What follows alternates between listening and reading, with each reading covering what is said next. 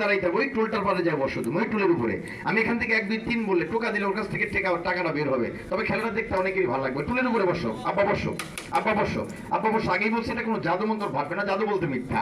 সত্য খুঁজলে পাবেন কোরআনের ভিতরে, সত্য খুঁজলে পাবেন জঙ্গলার গাছের ভিতরে। আমারও গাড়ি বাড়ি ধন দৌলত টাকা পয়সার অভাব নাই। এরকম টাকা যদি প্রতিদিন বানানো যায়, ওই লোকের কি টাকার অভাব থাকে? মাঝে মাঝে একটু চাউলের অভাব পড়ে, এই কারণে আপনার জায়গায় আসি।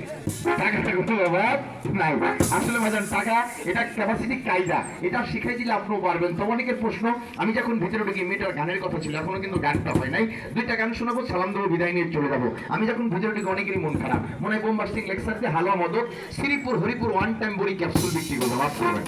আমি অতিথি মানুষ, এরকম কোনো বস্তু আমার কাছে নাই। মেয়েটার এবার গান শুনে ছেলের কাছ থেকে টাকাটা কিভাবে বের হয় একটু লক্ষ্য রাখেন। যাদের হাতগুলো খালি আছে যোগ একটা তালি লাগাই দেন তো। অনেকের প্রশ্ন, ভালো মতো শ্রীপুর হরিপুর ওয়ান টাইম বড়ি ক্যাপসুল নাই, ছেলের কাছ থেকে টাকা বের করবেন, মেয়েটার গান শোনাবেন, তাহলে আপনার উদ্দেশ্য মনে খারাপ।